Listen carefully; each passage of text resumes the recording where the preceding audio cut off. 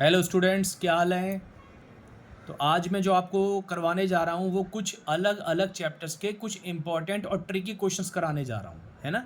चलिए करते हैं स्टार्ट। तो फर्स्ट क्वेश्चन है हमारा, if 10,000 shares 10 each forfeited for non payment of final call 3 पर शेयर। तो ठीक है, 10,000 शेयर्स फॉरफिट हो रहे हैं। और क्यों फॉरफिट हो रहे हैं? क्योंकि फाइनल कॉल के 3 रुपये नहीं दिए गए। Only 7,000 of these shares were reissued at the rate of 11 per share fully paid up। तो 7,000 रीशू कर रहे हैं, ध्यान देना। फॉरफिट कितने थे? 10,000। और रीशू कितने हो रहे हैं?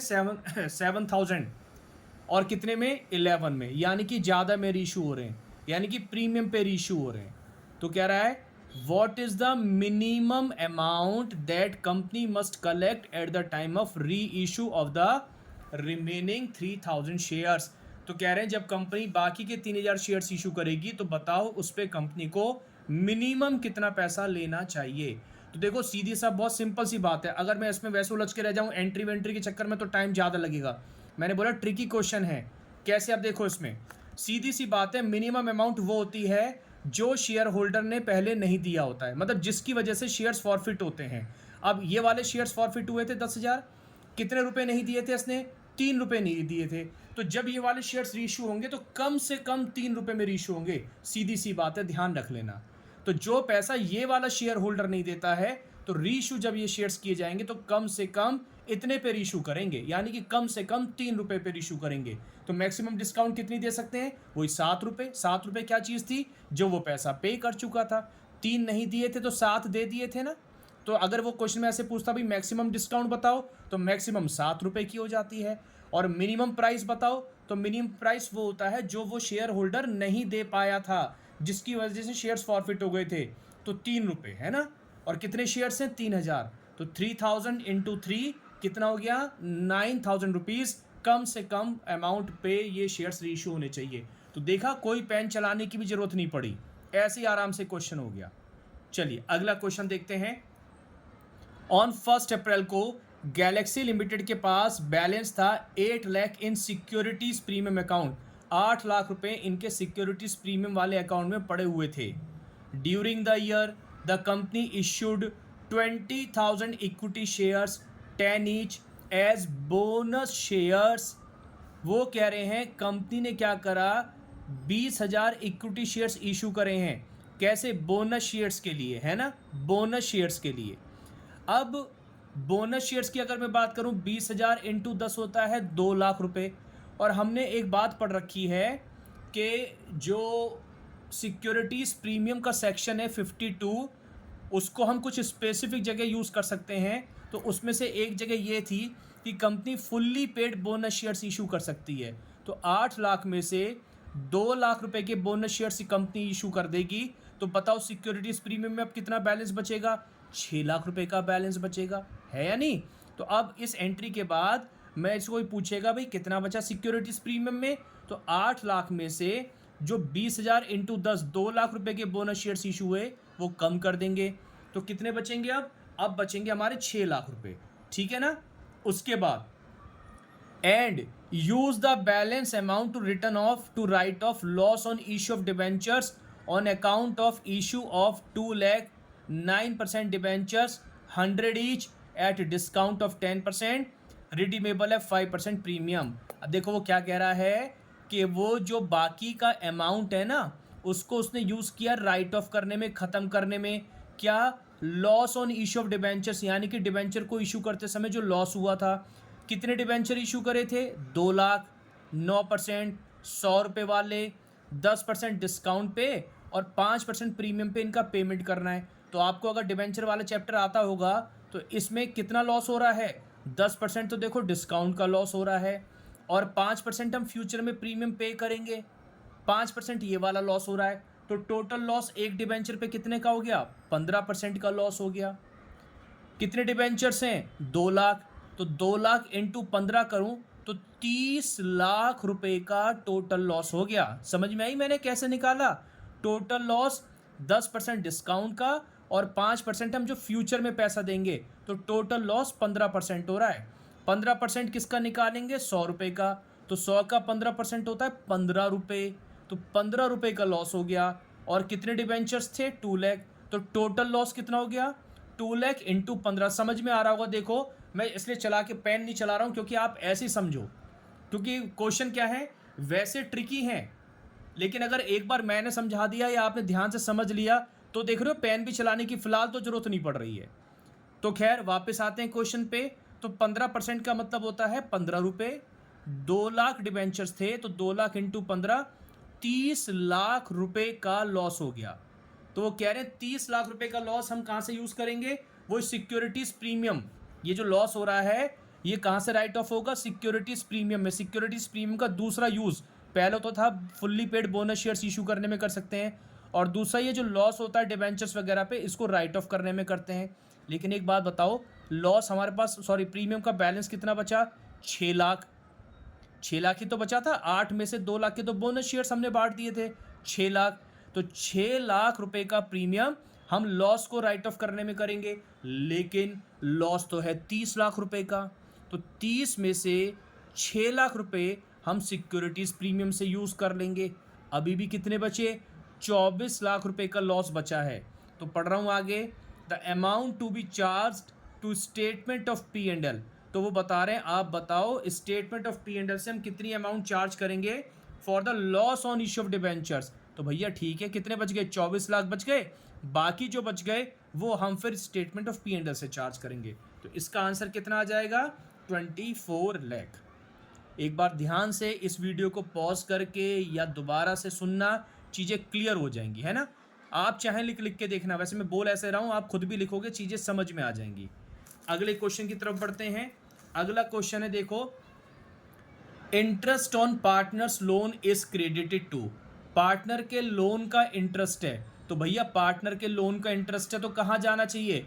पार्टनर के लोन अकाउंट में ही जाना चाहिए। तो क्या पार्टनर्स के फिक्स कैपिटल में? कैपिटल से कोई मतलब नहीं। पार्टनर्स के करंट में कोई मतलब नहीं।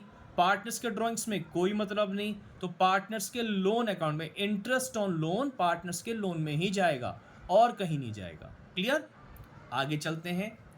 Alexa limited purchased building from Shri limited for ₹8 lakh.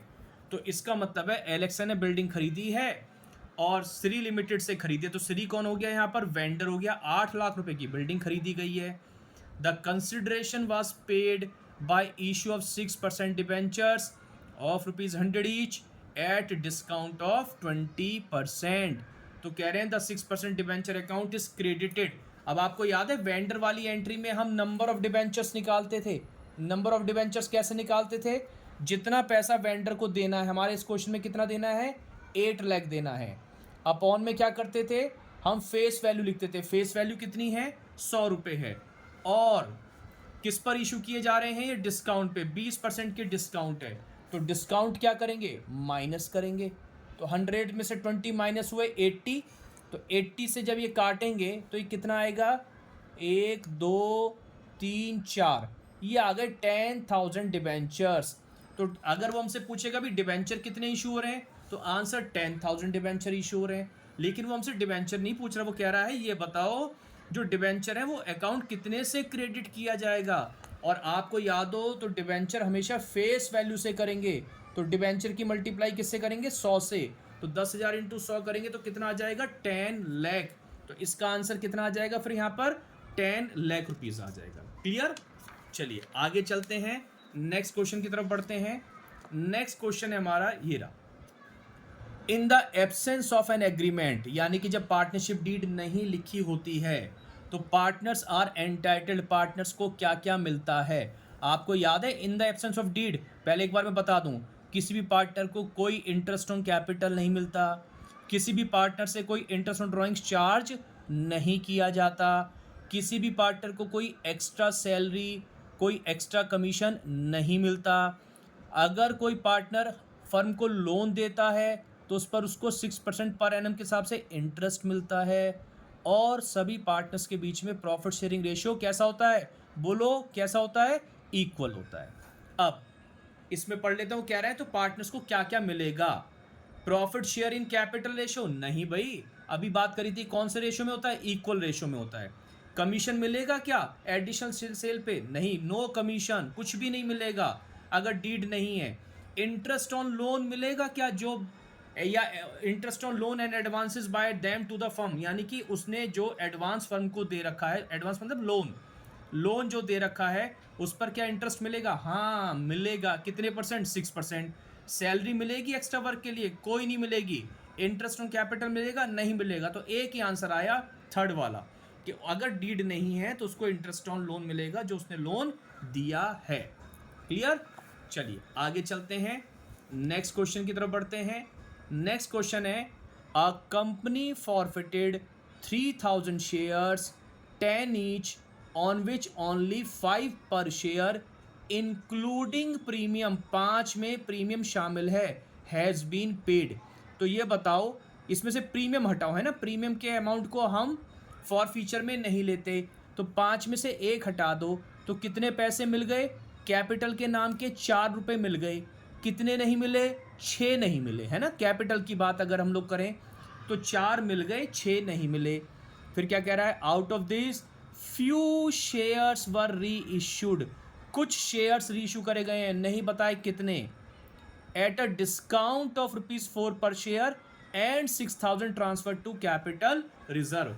आ जाओ भैया। अब आपको याद है कैपिटल रिजर्व कैसे निकालते थे? कैपिटल रिजर्व निकालते थे जो हमें प्रॉफिट होता था। और देखो इस क्वेश्चन में प्रॉफिट कितना हो रहा है?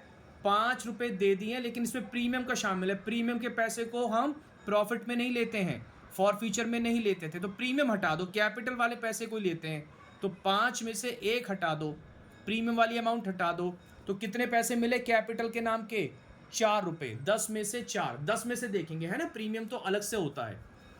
तो 4 रुपये हमारे को मिले थे, 4 रुपये का फ़ायदा माइनस लॉस कितने का हो रहा है? कह रहे हैं डिस्काउंट ऑफ ₹1 पर शेयर, ये जो रीशू करे गए हैं डिस्काउंट ऑफ ₹1 पर शेयर, डिस्काउंट मतलब वही लॉस 1 रुपये का।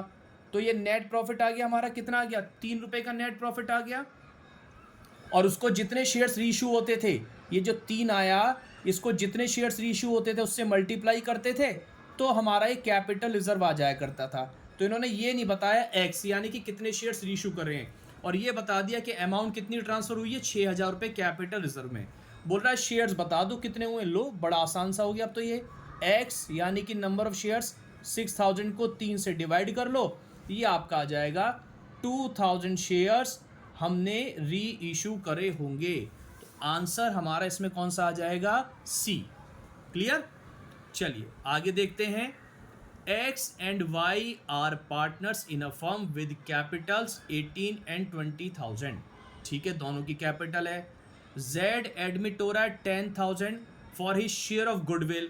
Z नया पार्टनर आ रहा है और वो गुडविल का पैसा ला रहा है। आपको याद है वो गुडविल का पैसा किसके लिए लेके आता है? सैक्रिफाइसिंग पार्टनर्स के लिए लेके आता है। And he is required to bring proportionate capital, अपनी कैपिटल लेके आ रहा है, लेकिन ये नहीं बताई कितनी, बस ये बता दी प्रपोर्शनेट। तो कह रहे हैं बताओ Z कितनी कैपिटल कंट्रीब्यूट कर रहा है। तो देखो 18,000 रुपये इसकी कैपिटल है, 20 इसकी है, तो कितनी हो गई टोटल? 38,000 हो गई दोनों की कंबाइंड। और ये जो गुडविल का पैसा लाएगा अल्टीमेटली मिलेगा तो इन दोनों को ही ना, चाहे सेक्रीफाइसिंग रेशियो में बटे, लेकिन मिलेगा तो अल्टीमेटली इन्हें। तो टोटल कैपिटल कितनी हो जाएगी भाई? 38 तो है ही है, 10 भी इनको मिलेगा तो कितनी हो जाएगी? 48,000 हो जाएगी। तो इन लोगों की जो कैपिटल हो गई ओल्ड पार्टनर्स की 48,000 हो गई। और इनका कंबाइंड शेयर कितना है? अगर मैं देखूं ये 1/3 के लिए आ रहा है, तो 1 में से 1/3 हटा दो, 1 माइनस 1/3, तो कितना आ जाएगा? 2/3। अगर हम 1 में से 1/3 हटा दें तो 3 1 जा 3 माइनस 1 कितना आ गया? 2/3। ये किसका शेयर है? ये भी ए और बी का। देखो ना भाई, ये टोटल में से सी का शेयर हटा देंगे तो किसका आएगा? ए और बी का ही तो आएगा। और ये कैपिटल किसकी है? ए और बी की है। तो ए और बी की कंबाइंड कैपिटल, ए और बी का कंबाइंड शेयर, इसको अगर मैं रेसिप्रोकल कर दूंगा यानी कि 3/2 कर दूंगा, तो बताओ क्या होगा? ये टोटल कैपिटल निकल जाएगी। जब भी हमें कोई चीज़ टोटल में चाहिए होती है तो हम उसका रेसिप्रोकल कर दिया करते हैं, 3/2। और वो कह रहा है, ये तो आ गई टोटल, और वो कह रहा है सी की कैपिटल बताओ, तो टोटल में सी का हिस्सा कितना है? 1/3 है। तो 3 से 3 कैंसिल कर लो, 48 डिवाइडेड बाय 2, तो आंसर इज 24,000। तो Z कितनी कैपिटल कंट्रीब्यूट कर रहा है? 24,000 रुपये। तो आई होप आपको क्वेश्चन थोड़े मज़ेदार लग रहे होंगे, है ना? थोड़े से ट्रिकी हैं लेकिन ज़रूरी भी हैं। चलिए आगे चलते हैं। A and B are partners. B draws a fixed amount at the end of every quarter. हर क्वार्टर के एंड में निकाल रहा है वो पैसा। Interest on drawings is charge at the rate of 15% per annum, और at the end of the year interest on बीस ड्रॉइंग्स 9,000। कह रहा है ड्रॉइंग्स बताओ भाई बी के कितने हुए। चलो जी, आपको याद है इंटरेस्ट ऑन ड्रॉइंग्स कैसे निकालते थे? इंटरेस्ट ऑन ड्रॉइंग्स निकालते थे जितने साल के ड्रॉइंग्स होते थे इनटू रेट, हमारे इस क्वेश्चन में 15% है, और इनटू टाइम, और टाइम वो कह रहा है हर क्वार्टर के एंड में। आपको याद है ये वाली बात? अगर वो क्वार्टर के बिगनिंग में निकालता था, अगर वो क्वार्टर के बिगनिंग में निकालता था तो कितना था? तो 7.5 मंथ्स का था। अगर मिडिल में निकालता था तो 1.5 महीना कम करना था, 6 मंथ्स का है। और अगर एंड में निकाल रहा है तो 4.5 मंथ्स का आ जाएगा। ये होता था हर क्वार्टर के बिगनिंग में, हर क्वार्टर के मिडिल में, हर क्वार्टर के एंड में। तो इतने महीने का इंटरेस्ट निकालते हैं। और यही अगर क्वार्टर ना हो के हर महीना होता, मंथली होता, तो हर महीने के अगर बिगनिंग में निकाल रहा है तो यहाँ पर कितना था? 6.5 मंथ्स। ये तो है क्वार्टर वाला, ये है मंथली। तो हर मंथ के अगर बिगनिंग में निकालेगा तो 6.5 मंथ्स का, इसमें फिर हम आधा आधा महीना कम करते थे, तो ये 6 मंथ्स और ये 5.5 मंथ्स। क्लियर? तो अपने क्वेश्चन पे आते हैं। तो हमारे क्वेश्चन में हर क्वार्टर के एंड में निकाल रहा है तो 4.5 महीने बनेंगे। तो यहाँ पर 4.5/12 लिख सकता हूँ ना, इतना। अब इसमें वैल्यू फिल कर लेते हैं। तो इंटरेस्ट ऑन ड्राइंग्स क्वेश्चन के अंदर दे रखा था 9,000, ये दे रखा है 9,000। इंटरेस्ट ऑन ड्राइंग्स आपका दे रखा है 9,000। उसके बाद ड्राइंग्स पूछ रहा है ये 15% और ये 4.5/12। तो बस अब क्या करें? Drawings is equal to 9,000। ये सब चीज़ें जब इधर जाएंगी तो क्या हो जाएंगी? रिवर्स हो जाएंगी। 15/100 है तो ये कितना हो जाएगा? 100/15 इंटू, ये जब इधर जाएगा तो 12 ऊपर पहुंच जाएगा और 4.5 नीचे आ जाएगा। ऐसे ही होगा। अब ये जो पॉइंट है, पॉइंट को हटा के यहाँ पे 0 लगा दूँ 9 के आगे, ठीक। और 45 2 जा 90, और ये कितना था भाई? 1 2 3, 1 2 3 0 लग गई। और अब इसे आप काट लो, इसको 3 से काट लेते हैं। 3 5 जा 15, 3 4 जा 12, और अब इसको काट लो आप। 5 4 जा 20 और 2 0। अब 4 4 जा कितने होते हैं? 16। 1 2 3 4, 1 2 3 4। तो ये आपके ड्राइंग्स आ गए 1,60,000 के। एक बार कैलकुलेशन चेक कर लेना बस, ठीक। तो 1,60,000 के ड्राइंग्स हुए, साल के ड्राइंग्स होते हैं। और उसने हमारे को जो ऑप्शन में दे रखा है वो दे रखा है पर क्वार्टर। तो हमें एक क्वार्टर के निकाल रहे हैं। तो क्वार्टर, एक साल में कितने क्वार्टर होते हैं? 4 क्वार्टर होते हैं। 4 से डिवाइड कर लो तो ये कितना आ जाएगा? 4 4 जा 16, यानी कि 40,000 पर क्वार्टर। तो इसका आंसर कितना आ जाएगा? बी, 40,000 पर क्वार्टर। क्लियर? चलिए आगे देखते हैं। बस लास्ट क्वेश्चन और है, डिसॉल्यूशन का है। बढ़िया क्वेश्चन है ये भी, देखिए। On the day of dissolution of the firm, Roop brothers had partners capital 150, liabilities 35, cash balance 8,000, P&L का debit balance 7,000। If realisation expenses and loss of realisation इतना, तो कह रहा है amount realised by sale of assets. बताओ कि assets को बेचने से जो पैसे आए हैं वो आपको निकालने। सबसे पहली बात, इसमें आपको ये नहीं बता रखा एसेट्स थी कितने की, है ना? तब तो निकाला जाए एसेट्स थी कितने की। तो जब भी ऐसा हो, मतलब आपको आइटम्स ना बिखेर के दे रखे हों, तो आप क्या करा करो, रफ में एक बैलेंस शीट से तैयार कर लो, है ना? देखो अब जैसे मैं इसकी बैलेंस शीट तैयार करता हूँ, रफ कर रहे हैं क्योंकि ये 1 नंबर वाले सारे क्वेश्चंस हैं। बैलेंस शीट तैयार कर रहे हैं अब बैलेंस शीट में देखते हैं क्या क्या दे रखा था। देखो यहाँ पर लिखा हुआ है बैलेंस शीट में, सबसे पहले है वो कह रहे हैं कैपिटल है 150। कैपिटल कहाँ पे आती है? लाइबिलिटीज़ में। तो मैंने यहाँ पे लाइबिलिटीज़ में लिख दिया कैपिटल हो गई 150 की, ठीक है। उसके बाद वो क्या कह रहा है? वो कह रहा है लाइबिलिटीज़ है, ठीक है, लाइबिलिटीज़ लिख दी। 35,000 की लाइबिलिटीज़ लिख दी हमने। चलो जी, आगे क्या कह रहा है? वो कह रहा है कैश है, ठीक है, कैश हमने एसेट्स में लिख दिया, 8,000 का लिख दिया। उसके बाद वो क्या कह रहा है? उसके बाद वो कह रहा है पी एंड एल का डेबिट बैलेंस। देखो डेबिट होता है तो एसेट्स में लिखते हैं और क्रेडिट होता है तो लाइबिलिटीज़ में, है ना। एसेट्स का डेबिट बैलेंस होता है और लाइबिलिटीज़ का क्रेडिट बैलेंस होता है। तो पी एंड एल आ गया यहाँ पर 7,000। बस उसके बाद तो रियलाइजेशन खर्चे हैं, वो तो बैलेंस शीट में आते नहीं हैं। तो जो बैलेंस शीट वाली चीज़ें थी वो हमने सारी लिख दी, वो इतनी ही हैं। अब अगर हम चेक करें तो एसेट साइड छोटी आ रही है, कितने से ज़रा चेक करें।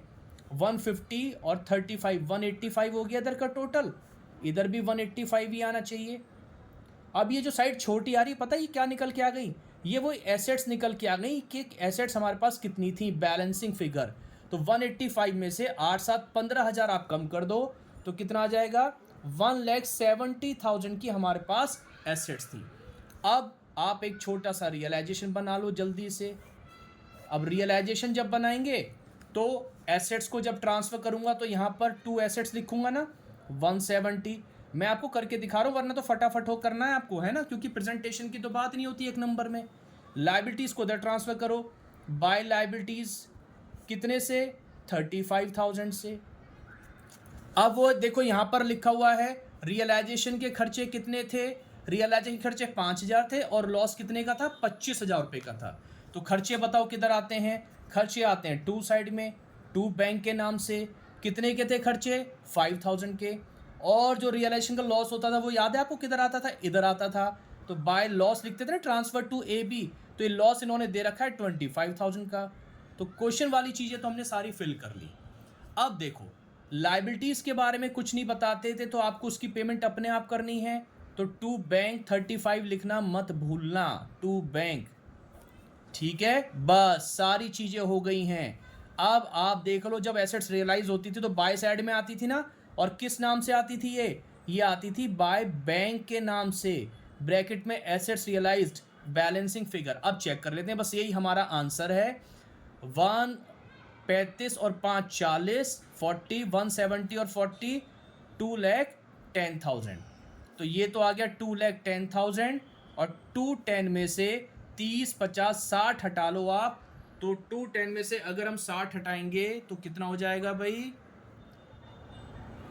15 और 6, 150 आ गया, है ना। एक बार कैलकुलेशन फिर से आप चेक कर लेना।